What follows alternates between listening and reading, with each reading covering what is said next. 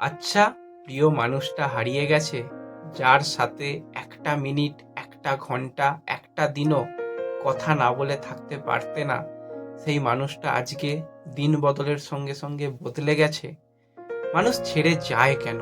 সত্যি, এরা আসেই কেন আর এরা ছেড়ে যায়ই কেন? এই ছেড়ে যায় কেন, এই বিষয়টাকে নিয়েই কথা বলবো। কথা বলতে গেলে তো অনেক অনেক কিছু বলা যায়, জাস্ট কয়েকটা ছোট্ট ছোট্ট পয়েন্ট নিয়ে কথা বলবো যে মানুষ ছেড়ে যায় কেন। তার আগে যারা আমাকে চেনো না, আমি সন্দীপ দে, তোমাদের চ্যানেল এইচডি ফ্যামিলিতে সকলকে ওয়েলকাম। তো যেই মানুষ থাকার সেই মানুষ থাকবেই, যেই মানুষ থাকার নয় তাকে হাজার চেষ্টা করেও আটকে রাখতে পারবে না।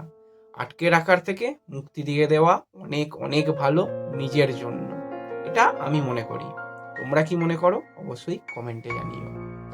তো মানুষ ছেড়ে যায় কেন, তার আগে আমাদের জানতে হবে মানুষ এক হয় কি করে। একটা সম্পর্ক যখন তৈরি করতে হয় না, অনেক অনেক কিছু দরকার হয়। প্রথম, পারমিশন। একদিক থেকে ভালোবাসা তো হয়, যখন একটা সম্পর্কের ভালোবাসার কথা বলছি তখন দুদিকের মানুষেরই পারমিশনের প্রয়োজন হয়।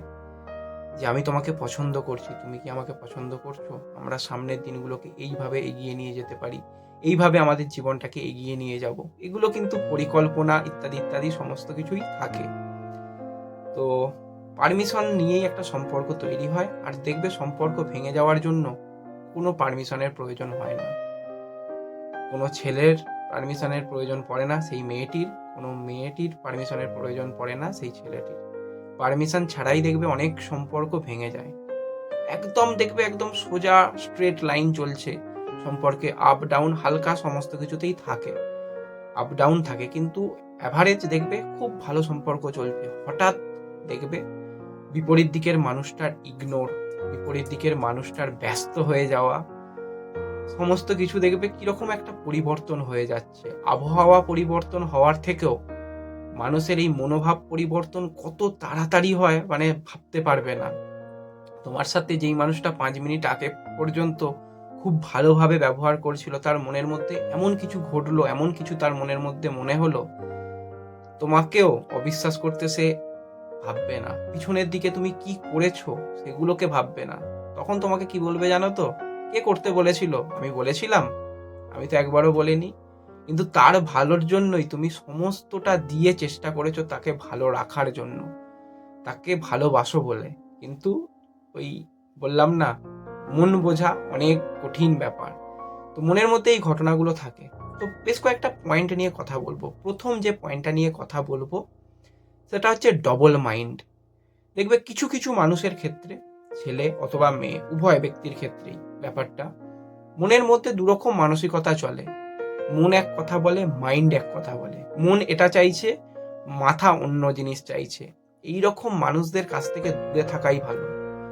দেখবে তার সামনে যা কিছুই আছে, এ খারাপ, ও খারাপ, সে খারাপ, তার এটা খারাপ, তার ওটা খারাপ, সবাই তার কাছে খারাপ, সে ভালো। সে যখন তোমার কাছে সবার নিয়ে খারাপ বলছে, তোমার অজান্তে অন্যজনের কাছেও তোমার খারাপ নিয়েও কিন্তু সে বলবে। এই সমস্ত মানুষগুলোর থেকে খুব সতর্ক থেকো। তারা সুযোগ পেলে তোমার হাত ছাড়তে কিন্তু একবারের জন্য ভাববে না, একবারের জন্য ভাববে না, বিশ্বাস করো। নিজস্ব অভিজ্ঞতা দিয়ে তোমাদের এটা শেয়ার করলাম। এটা হচ্ছে ডবল মাইন্ড। তারপরে যে ব্যাপারটা আসছে, সেই ব্যাপারটাও কিন্তু খুব একটা মানে গুরুত্বপূর্ণ ব্যাপার, সম্পর্কের গুরুত্ব। সবাই সম্পর্কের গুরুত্ব বোঝে না। যার জন্য তুমি বললাম না সমস্ত কিছু করবে, সে দেখবে তোমার গুরুত্ব বুঝবে না। তার কাছে সেগুলো কোনো ব্যাপার না, সেগুলো মামুলি ব্যাপার।